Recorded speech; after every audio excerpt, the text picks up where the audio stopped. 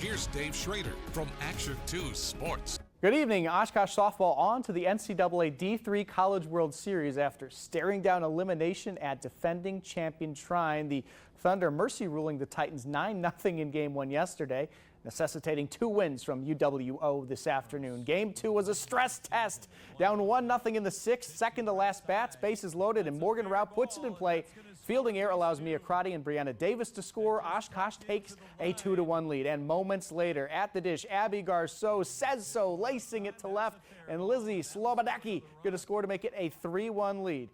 In the circle, Brianna Bougie, let's boogie, gets the pop out to end it. That forces the winner-take-all Game 3, where the Titans would keep the mojo going early in Game 3. First frame, Hannah Ritter singles.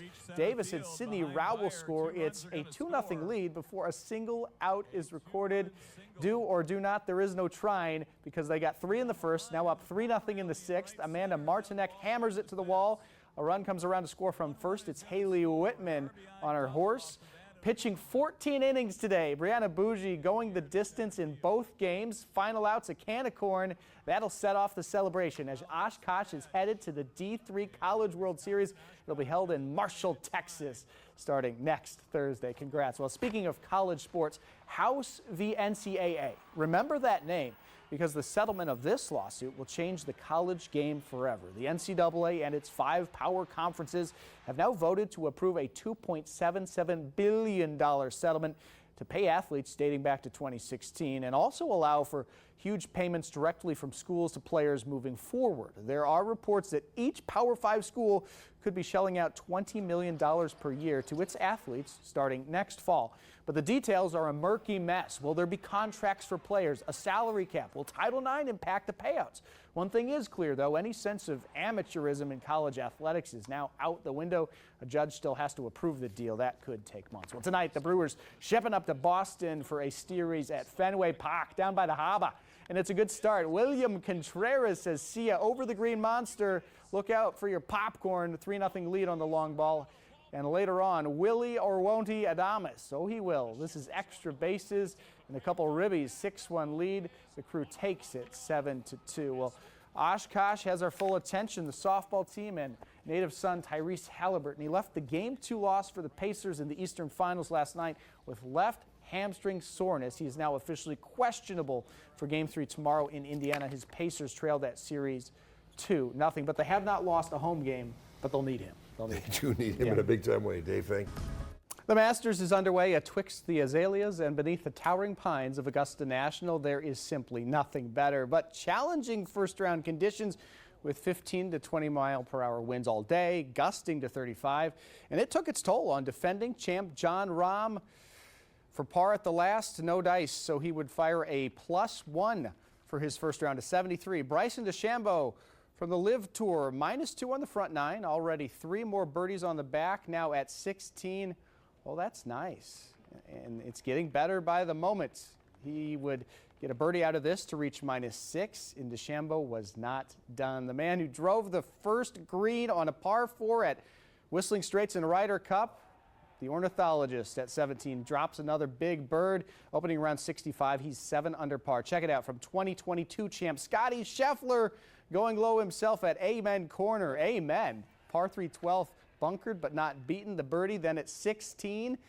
This is just such a magical spot on the course. So much history from Tiger and better than most to what I've showed you today. Slinging darts, he's -6, 1 off the lead. Check out the leaderboard. The highlighted guys on your screen did not finish their first rounds after rain delayed the start of play. Darkness prevailing before the finish line for many. They'll pick it back up tomorrow morning. Tiger Woods among that group. He's -1, and he's made a record-tying 23 straight Masters cuts. Well, the Bucks are making do without Giannis, out for at least the rest of the regular season with a calf strain. But want to know a strange stat? After last night's win, the team is 4-3 without Antetokounmpo this season. Contrast that to their 1-7 record without Damian Lillard. He is integral.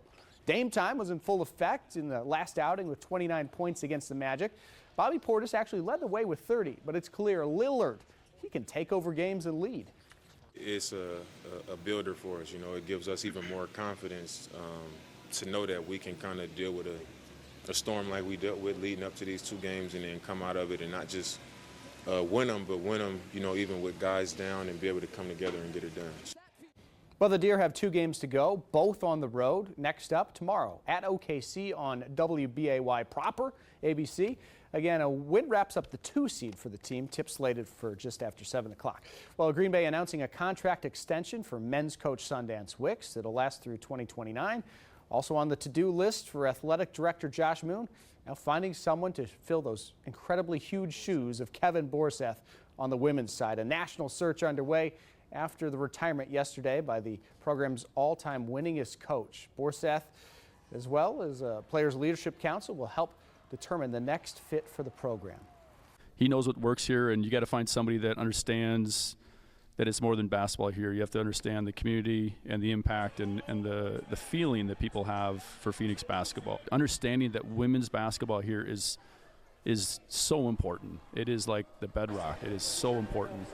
And embracing that and have people understand that that's what makes this place special. Brewers rained out in Cincy today as well. All right, Dave, thanks much. We'll be right back. Dave.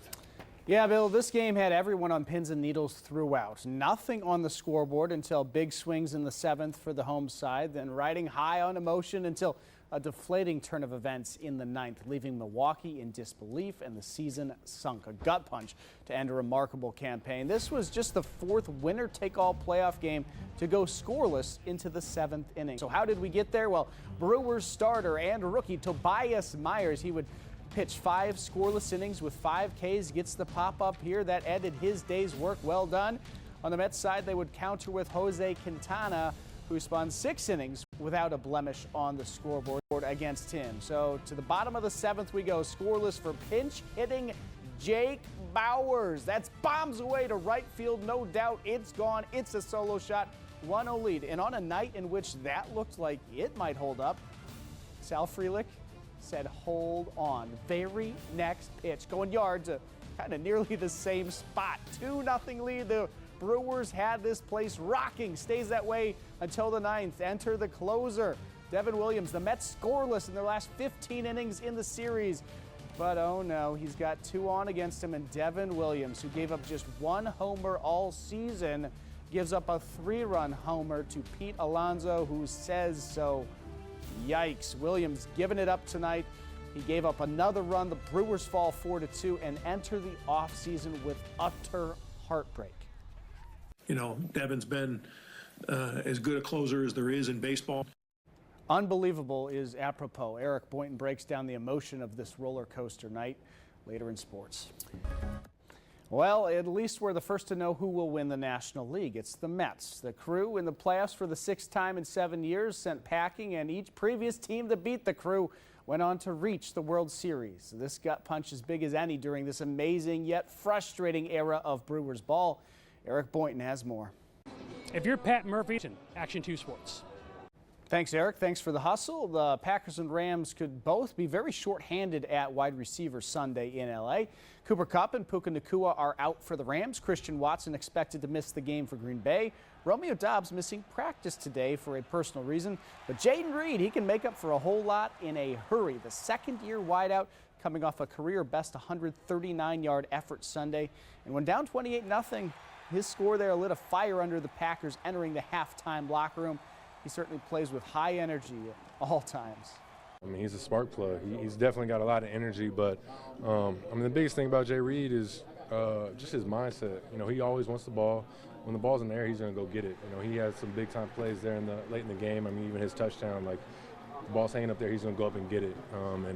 He's got that dog mindset, and you know, it seems like every time he touches the ball, you know, big plays happen. He's an explosive runner once he gets it, and he can make people miss. I always say, like, if you juices, you useless. So, like, if you're not bringing the juice, then what you doing? So that's always been my mindset. You know, I always, you know, been a saying that's been with me since college. So, yeah. If you're juiceless, you're useless. I like it. Well, injury report. Jair Alexander, Kenny Clark, Elton Jenkins all returning to practice. Christian Watson, Devontae Wyatt, Luke Musgrave missing again. I mentioned Dobbs. Adrian Cooper also did not practice today. He was limited by a hip Wednesday, not practicing today. Keep an eye on it. And don't forget to keep your eyes on Sunday Sports Night Cover 2 coming to you 10:35 Sunday as always. Reports to LA on the clock 2.